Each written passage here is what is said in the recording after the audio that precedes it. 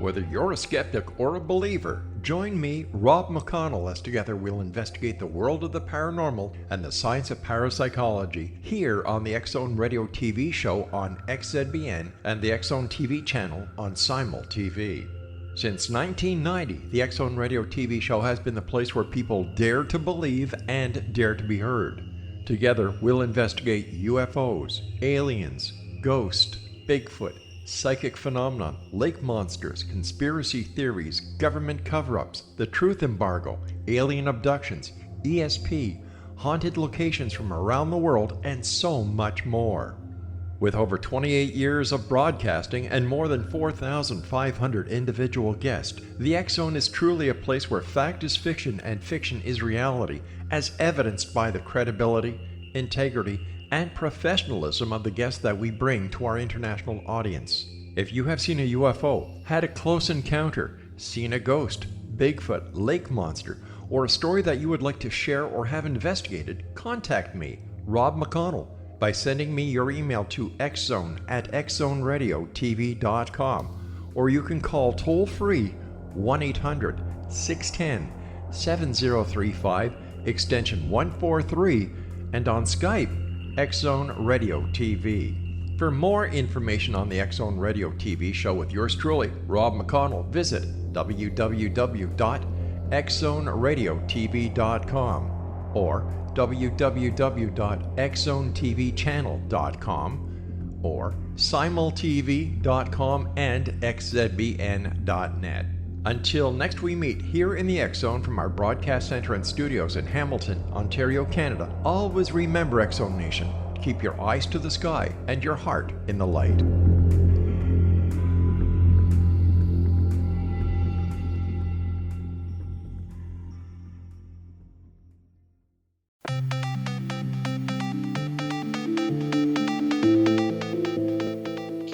Welcome everyone to Too Good to Be True. Thank you for taking the time to listen. The subject for today's show is Unidentified Aerial Phenomenon, or UAP, and Navy pilots.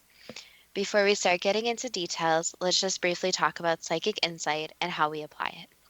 We choose a subject, then research it, and based on that research, we determine what we think needs to be explained by creating a series of questions. Then Justina provides psychic insight to answer those questions. The psychic insight is narrated towards the end of the show. Accepting the psychic insight is a question of individual belief. Now let's go through the disclaimers. Here are the disclaimers. Neither of us claim to have any expertise in any subjects that we discuss. We relate information we find through research and the psychic insight. We are always delighted to hear from the listeners. The show only lasts an hour. We don't have the time to present exhaustive research on any topic. This means that there will be information that we miss. We want to provide a basis for the psychic insight. We don't care if a theory turns out too good to be true, as the show name suggests. We're only interested in finding out more of the truth about topics. Spirit can only relate insight that is appropriate for our time in history. Free will cannot be affected. Only comments that are appropriate for our time can be given through the psychic insight. Much of the subject matter in shows may have already been covered many times in other media. We want to look into subjects in a new, different way and be thought-provoking. We are not so good with names, we apologize. And neither of us have any particular knowledge of UFOs or UAP, government or military. If we have misstated anything, we apologize. In the United States, accounts of Navy pilots reporting unidentified aerial phenomena, or UAP, have been in the news lately. On June 16, 2019, President Trump, appearing on the ABC This Week program, stated that he had been briefed on Navy sightings of UFOs, stating he didn't particularly believe them. There seems to be something new in the mass media every few days. Yes, on the 24th of June of 2019, footage of Navy pilots taken in 2015 of UAP was published after having been released. A few days later, on the 28th of June of 2019, it was announced that the U.S. Navy had been granted a patent on theoretical aircraft resembling recently reported UAP sightings. A few days earlier, on June 18, 2019, President Trump directed the Pentagon to begin planning for Space Force. a sixth independent military service branch, to undertake missions and operations in space. This followed on the same day the House of Representatives Armed Services Committee voting in favor of the creation of the Space Force after a bill had passed the Senate. The pressing need apparently is to protect satellites in Earth orbit from potential terrestrial enemies, but the recognition that there is a need for the military in space may suggest there may be more going on than protecting satellites. The idea of Space Force sounds like the first step in creating a Starfleet in the distant future, as in Star Trek. But let's look at what has been reported by the Navy as going on in our skies. But why the new term unidentified aerial phenomenon, or UAP? Why not just keep using the old term UFOs? Because NARCAP, the National Aviation Reporting Center on Anomalous Phenomena, uses that term instead of UFOs. Lights may be seen, not necessarily solid objects. NARCAP are a non-profit organization who study UAP and aviation safety for the public's benefit. The term UAP was defined by Dr. Richard Haynes, NARCAP science chief in 1980, as follows, quote, an unidentified aerial phenomena, UAP, is a visual stimulus that provokes a sighting report of an object or light seen in the sky, the appearance and or flight dynamics of which do not suggest a logical, conventional flying object, and which remains unidentified after close scrutiny of all available evidence by persons who are technically capable of making both a technical identification as well as a common sense identification, if one is possible, unquote. So it is more general than UFOs, not being limited to some kind of object or craft, and would include unexplained lights in the sky. But what else has been in the news in 2019?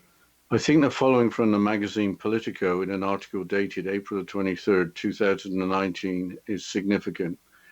It includes a change of attitude in reporting UAP sightings. Quote, the U.S. Navy is drafting new guidelines for pilots and other personnel to report encounters with unidentified aircraft, a significant new step in creating a formal process to collect and analyze the unexplained sightings and destigmatize them. The previous unreported move is in response to a series of sightings of unknown highly advanced aircraft intruding on Navy strike groups and other sensitive military formation and facilities, the service says. There have been a number of reports of unauthorized and or unidentified aircraft entering various military-controlled ranges and designated airspace in recent years, the Navy said in a statement in response to questions from Politico. For safety and security concerns, the Navy and the U.S. Air Force take these reports very seriously and investigates each and every report. As part of this effort, it added, the Navy is updating and formalizing a process by which reports of any such suspected incursions can be made to the cognizant authorities. A new message to the fleet that will detail the steps for reporting is in draft. To be clear, the Navy isn't endorsing the idea that its sailors have encountered alien spacecraft, but it is acknowledging there have been enough strange aerial sightings by credible and highly trained military personnel that they need to be recorded in the official record and studied, rather than dismissed as some kooky phenomena from the realm of science fiction, unquote. What happened to bring about this change? I don't think there's anything new about unexplained sightings. I was under the impression that if anyone in the military reported anything resembling a UAP, they would be in some sort of trouble. To answer that question, the political article continues, quote, the development comes amid a growing interest from members of Congress following revelations by Politico and the New York Times in late 2017 that the Pentagon established a dedicated office inside the Defense Intelligence Agency to study UAPs at the urging of several senators who secretly set aside appropriations for the effort. The office spent some $25 million conducting a series of technical studies and evaluating unexplained incursions, including the one that lasted several days involving the USS Nimitz carrier strike group in 2004. In that case, Navy fighter jets were outmaneuvered by unidentified aircraft that flew in ways that appeared to defy the laws of known physics. Raytheon, a leading defense contractor, used the reports in official Defense Department video of the sightings off the coast of California to hail one of its radar systems for capturing the phenomena. The Pentagon's UFO Research Office, known as the Advanced Aerospace Threat Identification Program, was officially wound down in 2012 when the congressional earmark ran out, unquote. The earmark refers to any element of a spending bill that allocates money for a very specific purpose. I think that the Department of Defense having official video is an interesting change. But what do we know about the incursions on the USS Nimitz carrier strike group in 2004? Wikipedia has a dedicated article on the subject which starts as follows, quote, the USS Nimitz UFO incident refers to a 2004 radar visual encounter of an unidentified flying object by U.S. fighter pilots of the Nimitz carrier strike group. In December 2017, infrared footage of the encounter was released to the public. The encounter was also included in an engagement with the UFO by the commander of the squadron, VFA-41. A 2015 account of the incident on fightersweep.com includes interviews with one of the pilots, and the subsequent news reports describe the sightings of an unidentified flying object by 6 Navy Super Hornet fighter jets over the Pacific Ocean in November 2004. According to the Washington Post, the video was released by former intelligence officer Luis Elizondo to shed light on the secretive Department of Defense operation to analyze reported UFO sightings, the Advanced Aerospace Threat Identification Program, unquote. Where exactly was the Nimitz carrier strike group when it happened? We know it was in the Pacific off the California coast. At some distance from Catalina Island, according to the Wikipedia article, which describes events leading up to the main incident. Quote, prior to the incident, early November 2004, the Ticonderoga-class guided missile cruiser USS Princeton, part of Carrier Strike Group 11, had been tracking mysterious aircraft intermittently for 2 weeks on an advanced ANSPY-1B passive radar. Navy Chief Petty Officer Kevin Day, stationed on the Princeton, recalls that he first noticed the clear radar traces of 8 to 10 objects around the 10th of November. They were traveling southwards in a loose, though fixed formation at 28,000 feet, 8,500 meters, in the immediate vicinity of Catalina Island. He was startled by the slow speed of 100 knots, or 190 kilometers per hour, 120 miles per hour, but received confirmation of their presence from radar operators on other vessels. Regular observations were made of a similar number of objects over the following 6 days. The objects were also faintly detected by an E-2C Hawkeye plane after Princeton sent them coordinates, unquote. Carrier Strike Group 11 is another name for the Nimitz Carrier Strike Group. Catalina Island is located about 29 miles, 47 kilometers south-southwest of Long Beach, California.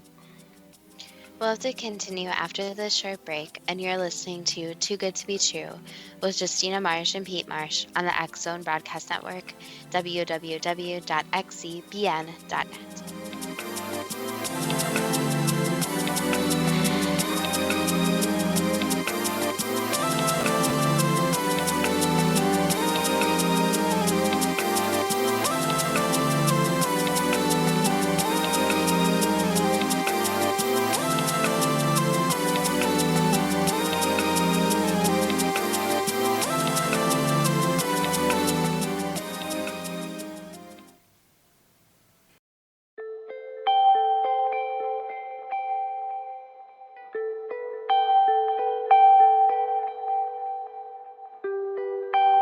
It's hard to listen to the news without realizing we're living in volatile, unprecedented times. Yet never has there been such an opportunity to transform the human condition. As old structures fail, where can we find the guidance to co-create a better way? Find Your Path Home is an ever-evolving, leading-edge information, education, and healing resource center designed to support and guide you on your path to unity and enlightenment. Based on sound principles employed by shaman worldwide, we provide techniques that can support you through the current transitions, offering online shamanic classes, international long-distance shamanic healing sessions, complimentary Mission Evolution radio episodes and Stairway to Heaven TV vignettes, seminars, retreats, and much more. All of this can be found on findyourpathhome.com. So I was watching the X Zone TV channel last night when I was abducted by aliens, and they kept repeating to me over and over again, simultv.com, simultv.com. What's simultv.com? That's what I asked them. They had it written on the side of their UFO. How do you spell that? UFO. No, I mean simultv.com. simultv.com. simultv.com. Right. simultv.com. Interesting that you were abducted by aliens in a simultv.com UFO last night. Oh, yeah? Yeah. Now that you mention it, I remember now last night I was awakened from a deep sleep. My great-grandmother was standing there. She said she'd come from the hereafter to tell me about simultv.com. She even spelled it out for me. simultv.com, sonny boy. simultv.com. simultv.com, sonny boy. Wow. Yeah. Guys, you'll never guess what my psychic guru just told me. simultv.com. Exactly. Are you guys psychic too? Of course. We all know about simultv.com. simultv.com. Welcome back to Too Good to Be True. And before the break, Dad, you were quoting from a Wikipedia article about the Catalina Island and the Nimitz carrier strike group. What happened after the early November radar observations as the main incident? The Wikipedia article continues with an account of the events. This is a rather long quote, but I think it is important to include all the detail.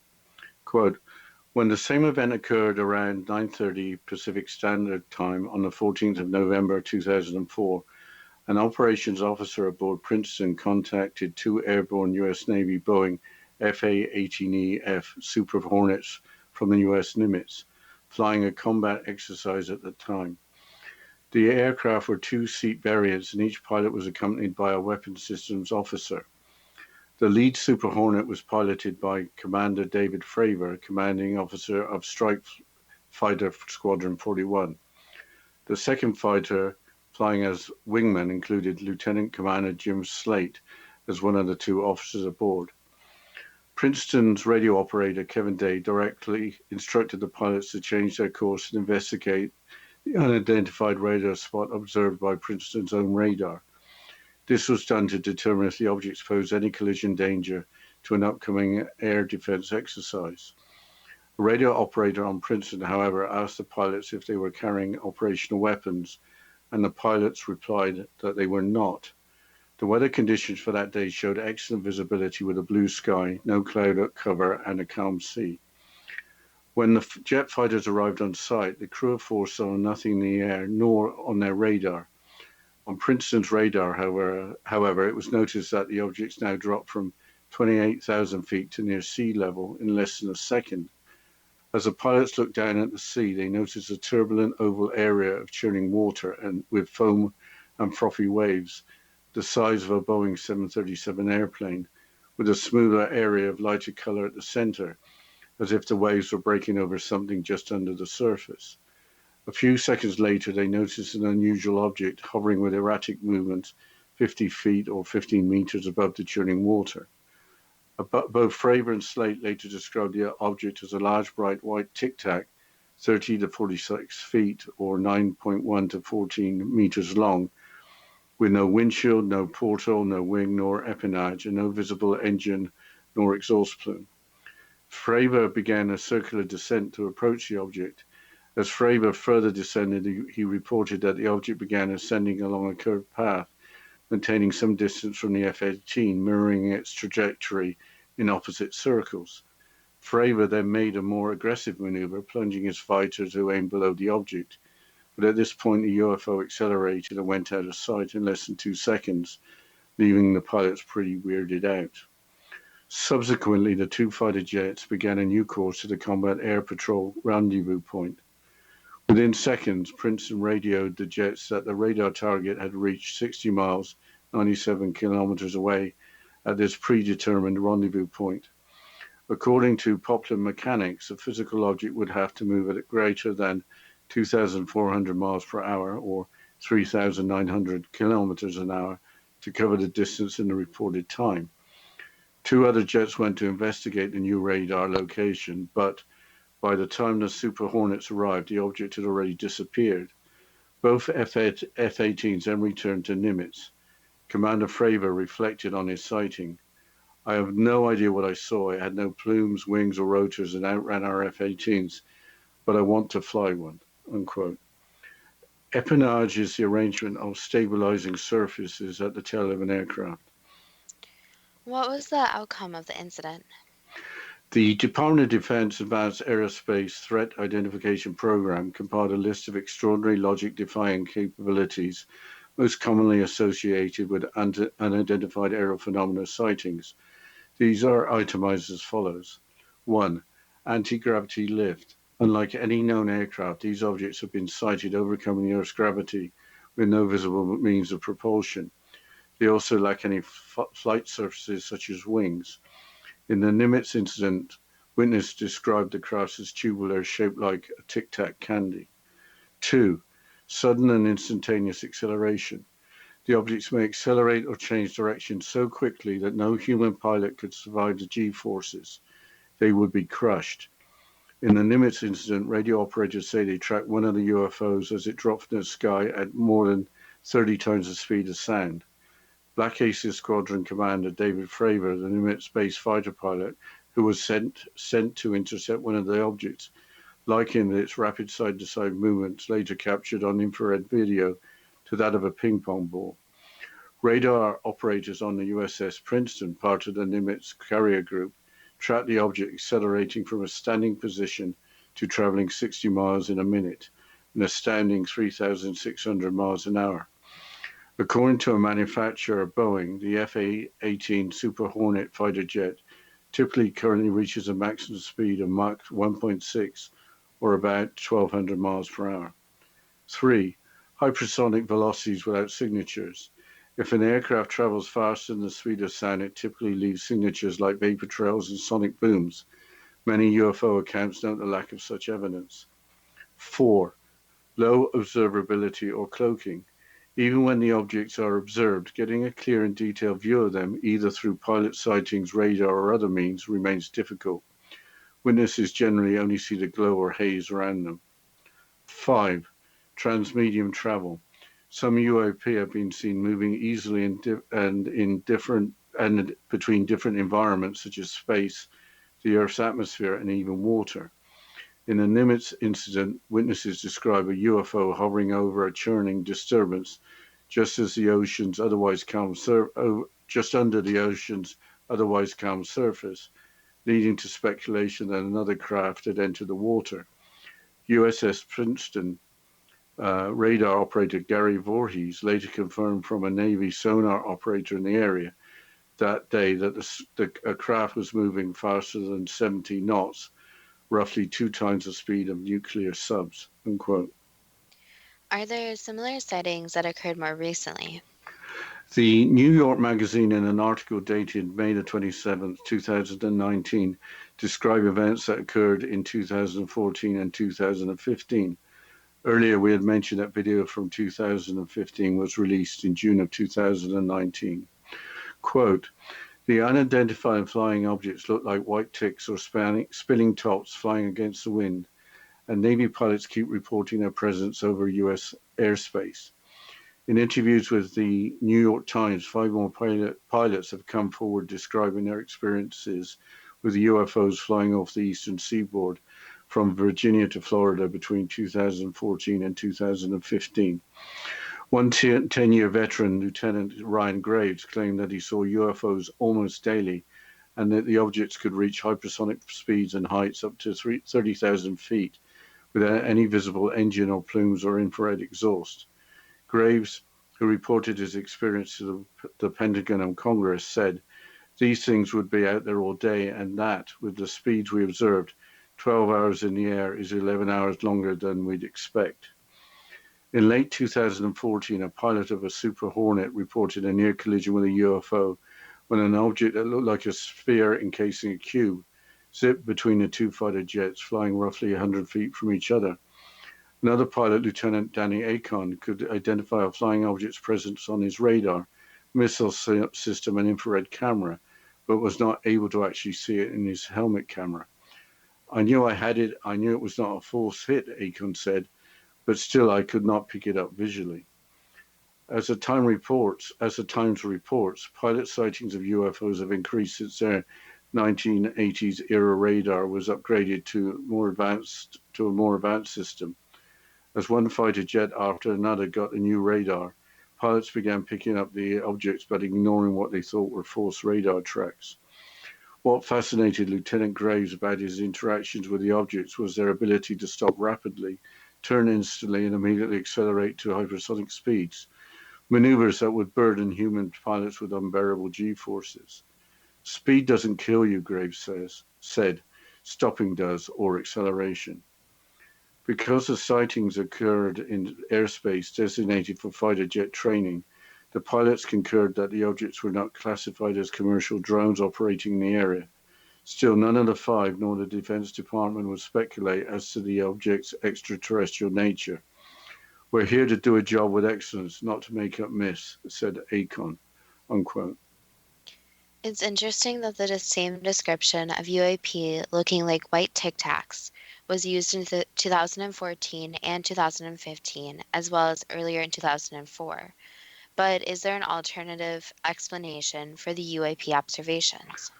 In 2006 in the United Kingdom, academics from Sheffield Hallam University, using the Freedom of Information Act, uncovered a secret Ministry of Defence report, Unidentified Aerial Phenomena in the UK Air Defence Region. The official explanation was the sightings were created by plasmas, which create false memories of alien experiences and burn the skin. It also claimed that plasmas cause responses in the temporal lobe of the human brain, resulted in extended memory retention. The secret report also states that plasmas are naturally created by atmospheric conditions or by meteors. Are there any other explanations for UAP? The American Herald website, in an article dated May the 20th, 2019, provides for an alternative explanation to that of the British government, but I think we'll have to cover that after the break.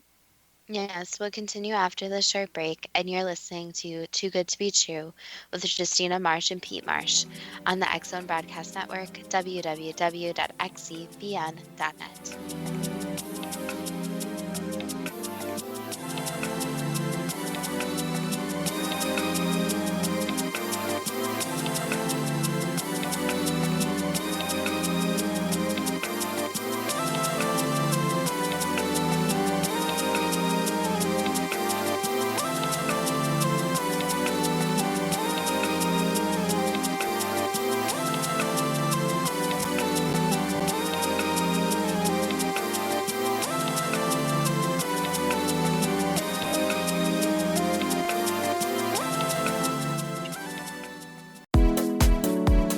How would your life change if you could develop the business and personal skills that you need in order to make more money? Do you want to learn how to achieve your big life goals faster? Then go to findhiddenmoney.com and get the Goal for It online course. The course teaches you how you can set and achieve your biggest goals while completely overcoming the roadblocks to your goals so that you can realize your dreams and imagine more success. Go to findhiddenmoney.com. Memorable dynamic presentations are a not-so-secret weapon in the business world. Do you have a powerful message that must be shared, but you haven't found a way to deliver that message? Do you want to be known as a top public speaker who gets amazing results? Are you ready to create and deliver your powerful message? Thomas Hides can help you create and deliver your speech to get the results you desire. Visit iconquality.com. Did you expect your business to flourish, but instead it plateaued or didn't get off the ground yet? Would you like to achieve massive goals and discover new sources of income within your business? When you're ready to experience that type of success with fast results, Cindy Hendricks is the business coach for you.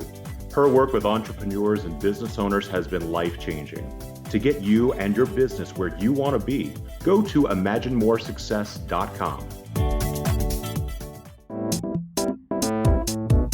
Has the fear of public speaking stalled your business or personal life? What would you give to develop and maintain supreme confidence? Have an invaluable private program to always perform at your best. Imagine how you would feel. You can have all that and so much more today with Thomas Hyde's life-changing course called Number One Fear Unleashed. Visit numberonefear.com and be liberated from your fear of public speaking.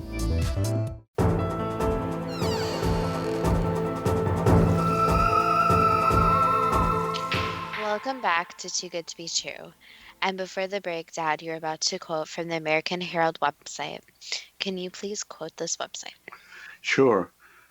Quote, perhaps we'll learn that Russian President Vladimir Putin was serious when he bragged more than a decade ago that Russia's newest technical systems will be capable of destroying targets at an intercontinental distance with hypersonic speed and extreme maneuverability, unquote. Well, with that, it's time for the first question. Why is change happening in the summer of 2019 in that unidentified aerial phenomena, or UAP, are being discussed in the mainstream media?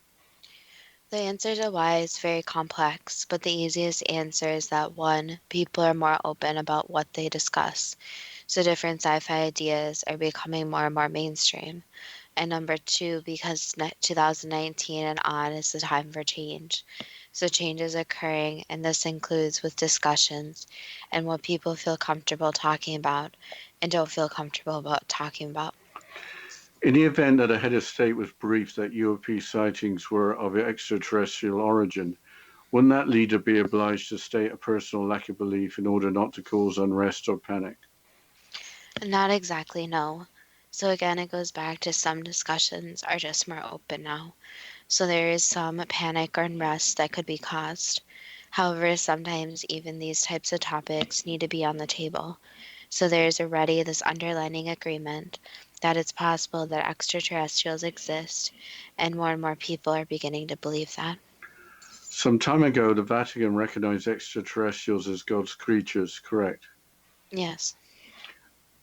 Why was there the timing of the released UAP footage taken in 2015 on the 24th of June of 2019, followed by the announcement on the 28th of June of 2019 that the US Navy had been granted a patent on theoretical aircraft resembling recently reported UAP sightings?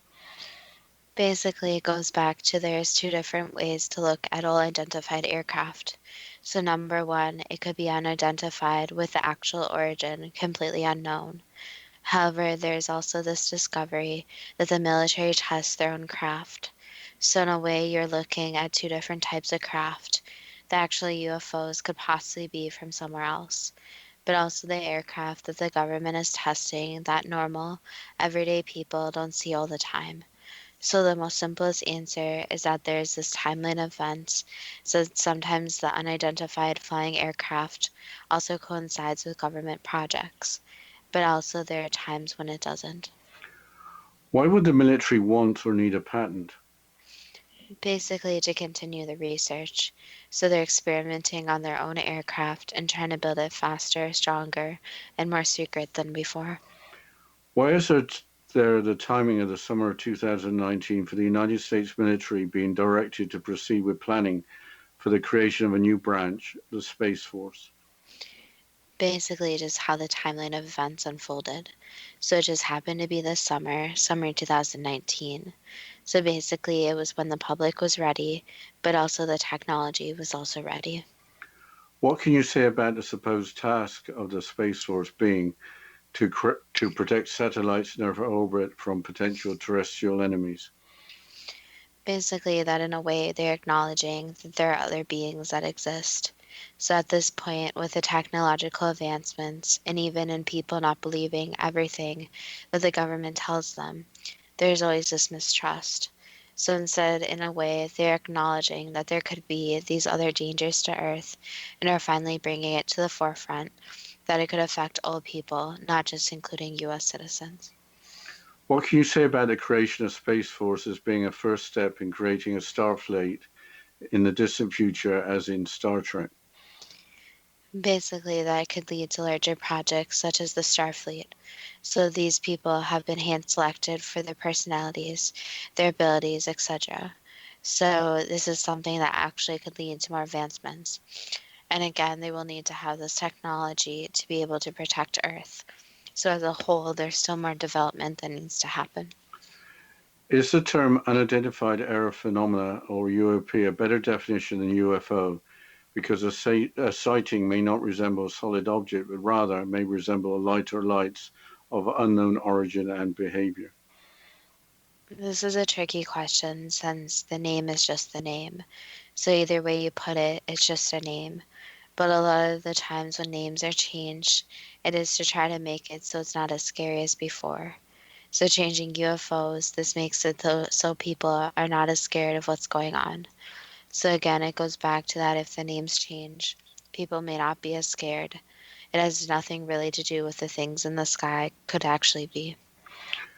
As of the summer of 2019, why is the U.S. Navy drafting new guidelines for pilots and other personnel to report encounters with unidentified aircraft, to formally collect and analyze the unexplained sightings and destigmatize them? Basically, it goes back to not really causing this fear. So the question is hard to answer since it deals with a lot more future events. But it goes back to these simpler problems of creating fear in the mass population. Why the summer of 2019? Why not before 2019? People are waking up, so they don't go with, for example, back in the 1950s, where if the government says something, a lot of people tend to listen. Now it's getting to the point where people are questioning the government, and especially a lot of the officials in office. So it's got to the point where having certain people in office has made it so the government, technology, and unknowns can be acknowledged. What has it taken to be open about apparently advanced non-human technology intruding on a Navy strike group and other sensitive military formations and assets in recent years?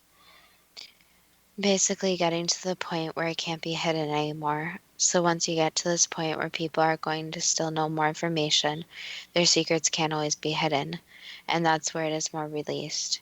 So with government information, the problem today is that one, it can always be released by accident, and two, a lot of people don't actually believe it. So this belief in the government is a huge issue, since that is what the government is facing now, that their word isn't as important as it used to be.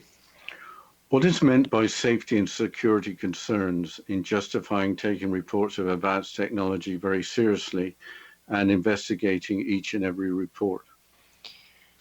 Basically, that the officials want to know exactly what's in their sky and what's actually on the planet. So that instead of brushing some of them under the rug, they're going to really advance the energy and time they put into these reports. And the problem again with the even incidents that occur is that everyone carries a cell phone these days, has access to social media. So they want to be the first ones there, and they want to have the means to discover what's happening. So again, in a way, it kind of goes back to where they want to make sure that they're in control of the different knowns and variables at play, where at the moment they don't fully understand them. As officially stated, if the Navy isn't endorsing the idea that its personnel have encountered extraterrestrial aircraft, what else do they think that might have been encountered? At this point, it's basically just trying to find the simplest explanation. So it really depends on the scenario. But in a lot of these reports, it goes back to forgetting about it and making it seem less scary. So there's no official, this is what happened, but usually there's a series of steps to try to make it less than what it is. Previously, what would have typically happened to Navy personnel reporting strange aerial sightings? It depends on when they reported it, but originally they would have been laughed at. So the report wouldn't have been taken very seriously at all, which also means that others may not take them as seriously. And with regards to more current times, they have been documented, but just not investigated as well as they should be. So there is really not this more laughing at the person, but more the concern for what is this and an actual report of something unknown. Why was the funding secret for the Pentagon establishing a dedicated office inside the Defense Intelligence Agency to study UAP in late 2017? Basically, just the government wanting to keep as many things under wraps as possible. So there are certain people that make the calls if that should be told to the public or not. So again, it's not just some people making the decisions for a larger population. With presumably highly advanced technology, why did UAP allow themselves to appear on radar when being detected in the proximity of the USS Nimitz carrier strike group in 2004?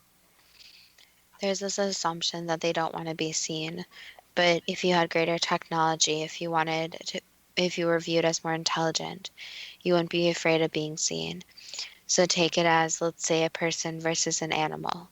So let's say it's a person versus a tiger, and the human usually knows that it has some type of control over the tiger. Therefore, it is not going to be secretive about its movements. It's going to want to be seen. It feels like it's more intelligent and has control over this tiger, especially when it's in its cage, for example. However, there's this assumption made that humans are the only far greatest being, which is an assumption that makes it that other beings would not want to be seen. But there has to be this concept that maybe there are more intelligent, more advanced beings, and also maybe they want to pass on a message and make a point. With the Foreign Advanced Aerospace Threat Identification Program, including the word threat, why has that word been removed from more recent official language? Basically, to try to hide it a little bit more, so to not have it in the forefront where more and more people are thinking about it, but instead to do it under more secretive terms. I think we need to go into the break, Justina. Yes, we'll continue with the questions and psychic insight after this short break, and you're listening to Too Good to Be True with Justina Marsh and Pete Marsh on the X Zone Broadcast Network, www.xzbn.net.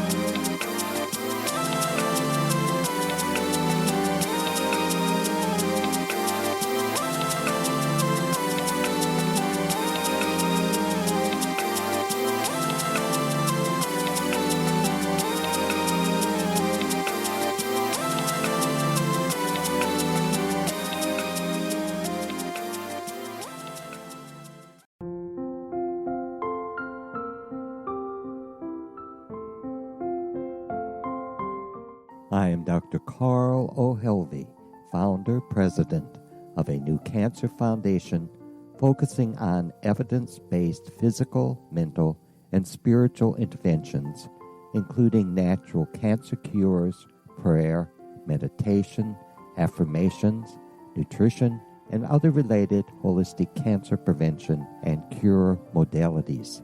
These are used in cancer education, research, and financing care. I ask for your help to continue this important work by donating at www.holisticcancerfoundation.com.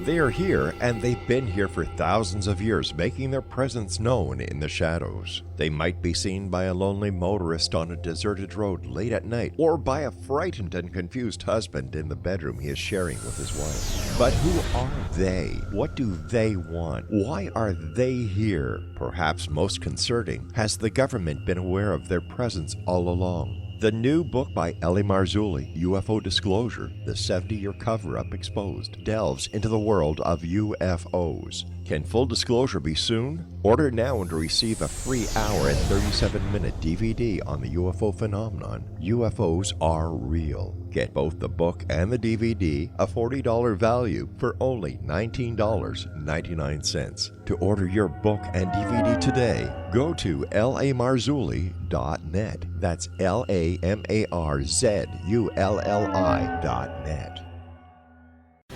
Christopher Fulton is a survivor of the national security state. All he wanted to do was preserve history when he acquired a Cartier watch from the estate of President Kennedy's personal secretary. But that simple act set off a terrible chain reaction. He was pursued by the U.S. Justice Department and the FBI, thrust into the middle of the U.S. government's Assassination Records Review Board, even monitored and pursued by the Russian government. All because that Cartier watch was the missing link of evidence, a timepiece worn by JFK that fateful day in Dallas, a link resulting in Christopher being incarcerated and attacked for 9 years years because he opened a hidden chapter in history. The intriguing journey outlined fully in Christopher Fulton's memoir, The Inheritance, is available now through TrineDay.com or Amazon.com. The Inheritance, Poisoned Fruit of JFK's Assassination by Christopher and Michelle Fulton is a must-read, an incredible tale of how easily our own government can overrule justice. The Inheritance, Poisoned Fruit of JFK's Assassination.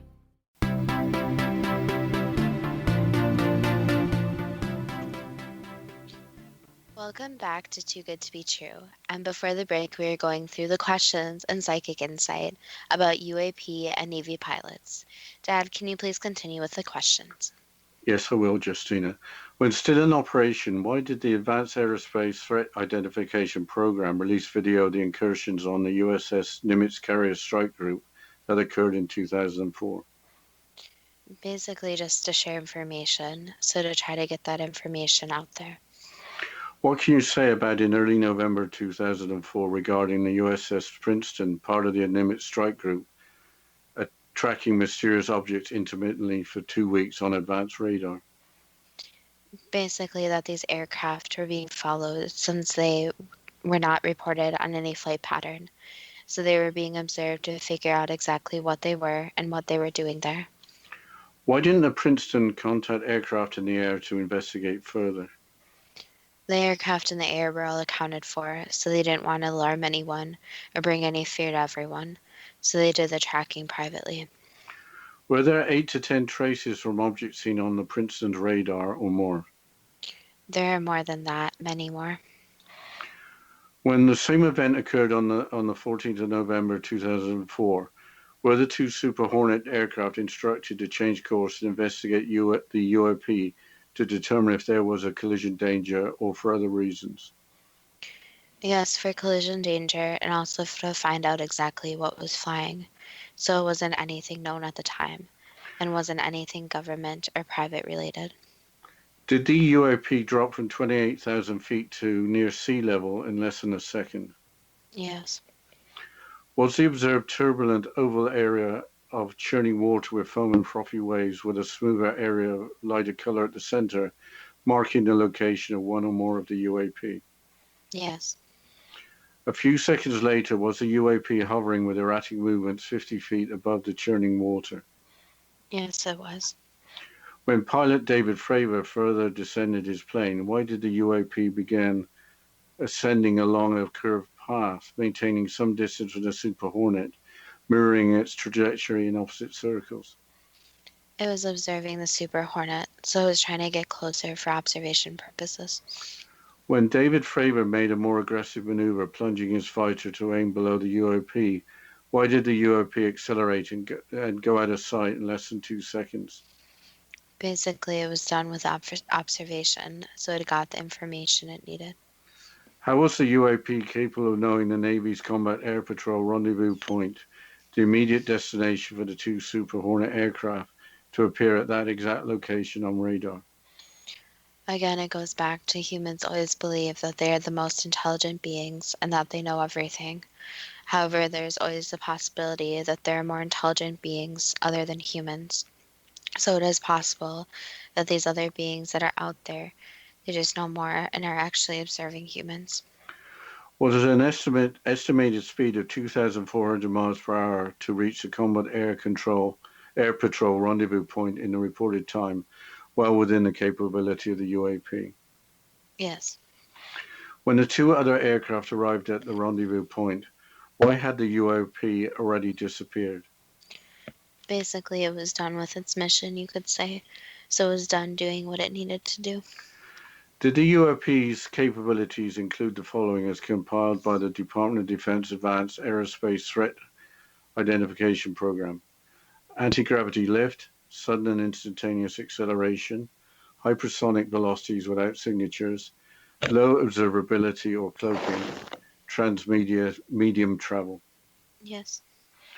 What can you say about the UAP described as large, bright, white Tic Tacs, 30 to 46 feet long, with no windshield, nor porthole, no wing, nor empennage, and no visible engine nor exhaust plume? Basically, more advanced technology. So obviously from another place and built with technology that humans are not capable of. Turning to later events that occurred in 2014 and 2015, why did five pilots come forward to describe their experiences with UAP off the eastern seaboard from Virginia to Florida? They felt it was the time that people would actually start believing them, so they thought if they spoke up, they wouldn't be laughed at or made fun of, but instead would be listened to. And it was just time, so it was time for the information to come to light. As reported by Lieutenant Ryan Graves, why were UAP observed almost daily, reaching hypersonic speeds and heights up to 30,000 feet without any visible engine or plumes of infrared exhaust? They were collecting their data, so they were continuing doing their observing, and again, more advanced technology that current aircraft are not capable of. Why were the UAP visible all day at the speeds that were observed at? Basically, since they don't mind showing themselves, so they are at a point that it's okay for humans to notice and see that they have these encounters. What can you say about the UAP that was in a near collision with a Super Hornet aircraft that looked like a sphere encasing a cube, zipping between two fighter jets flying roughly 100 feet from each other? Basically, it was getting closer to collect information, and it didn't mind being seen and being recorded that it was being seen. In another incident with another pilot, how could a UAP appear on the aircraft's radar, missile system, and infrared camera, but not visually on the pilot's helmet camera?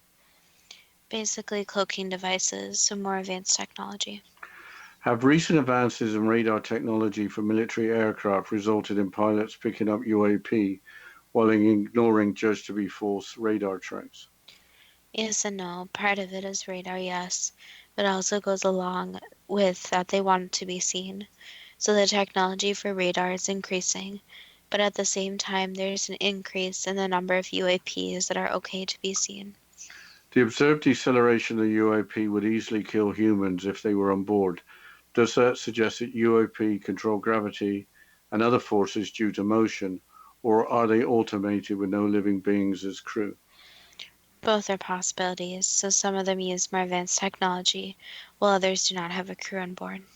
With the UAP consistently described as looking like white Tic Tacs, were the UAP from 2014 and 2015 on the eastern seaboard related to those observed in 2004 off the west coast?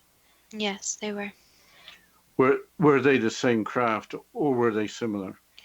They were similar crafts, and not the exact craft, but similar in their design and build. Why is the British Ministry of Defence describing UAP as plasmas, which create false memories of extraterrestrial experiences and burn the skin while being created by unusual atmospheric conditions? Basically, at this point, there's so many encounters and so many people coming forward, so they needed an answer to why these encounters are happening with an explanation. So it is just because of so many reports. Is there any scientific basis for the British Ministry of Defence stating that plasmas have been proven to cause responses in the temporal lobe of the human brain, causing extended memory retention? No, there's no scientific basis, so more studies would have to be done, and it's a very unlikely scenario. How common are plasmas created in nature? Very unusual. They are about the same odds as getting struck by lightning twice. Was Russian President Vladimir Putin serious when he bragged more than a decade ago that Russia's newest technical systems will be capable of destroying targets at an intercontinental distance with hypersonic speed and extreme maneuverability? He wasn't fully telling the truth since he did not possess that technology, so he was bragging about something that was not possible and still isn't possible, so he was trying to make the technology seem more than what it is. What is the purpose of UAP of traveling to Earth as being reported by Navy pilots? So they have a few purposes. So one is to actually help the Earth and help the humans and help them prevent giant catastrophes that could happen and could harm a lot of the planet and humans. And two, it is to preserve humans and even other creatures, so animals, etc. And three, in a way to make themselves known, so to introduce themselves without directly introducing themselves. Are we going to see more UAP of a similar kind in the future? It's very possible, yes.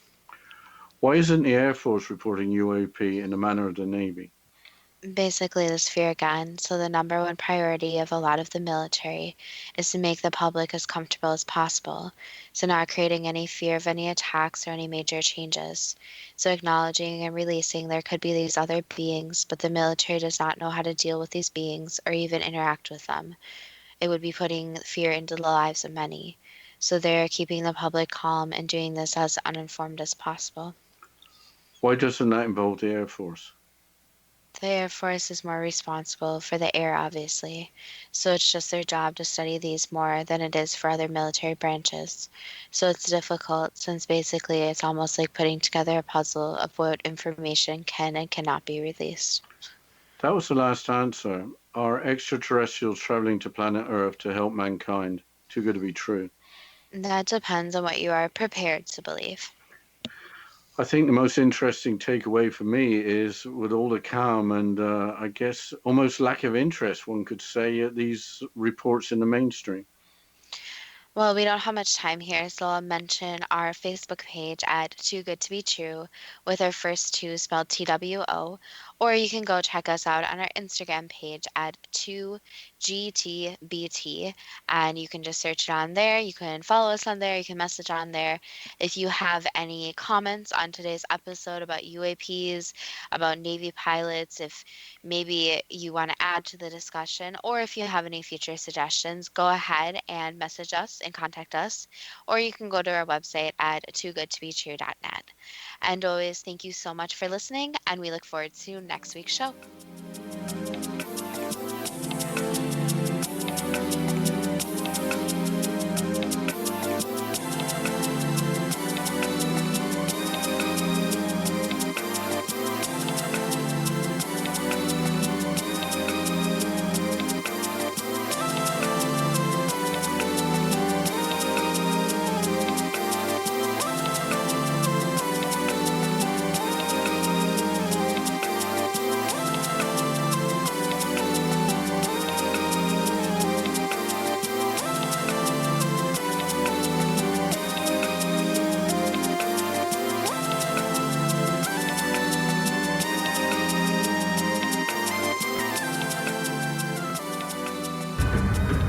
If you are looking for a safe, zero-calorie natural option to the harmful artificial sweeteners on the market today, Just Like Sugar is what you're looking for. Just Like Sugar is a wonderful natural alternative for those health-conscious people who choose a calorie-restricted diet with a great, pure, sweet flavor that tastes just like sugar. Just Like Sugar is a great natural option for people suffering from diabetes and may be useful in restricted diet programs where standard sugars are not allowed and does not cause a laxative effect of some other sweeteners.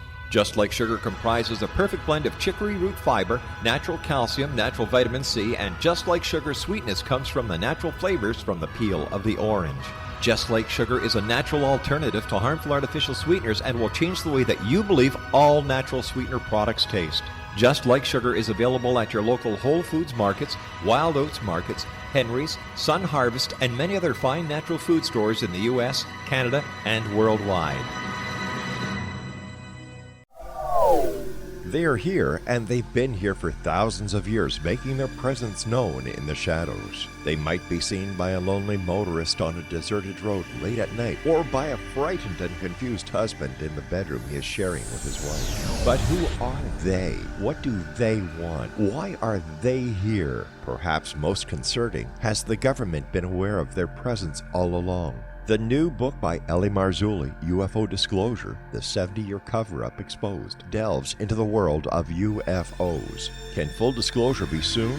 Order now and receive a free hour and 37-minute DVD on the UFO phenomenon. UFOs are real. Get both the book and the DVD, a $40 value, for only $19.99. To order your book and DVD today, go to lamarzulli.net. That's LAMARZULLI.net.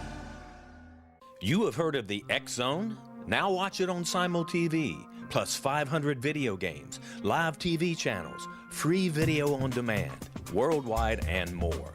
Does this sound like tomorrow's television? Well, it is, but you can have it today, right now. It is Simul TV. Simul TV offers what the others only wish they could provide. 15 exclusive channels like X-Zone, Sci-Fi, and Horror. We are worldwide. No other provider offers that. 500 built-in video games. No need to have an extra expensive system. We have them included. Free video on demand. Live streaming events from around the world. Interactive online network, and much more. Tomorrow's TV today. Simul TV. Sound too good to be true? Well, it's not. You can have Simul TV today. Sign up at simultv.com. Do it today.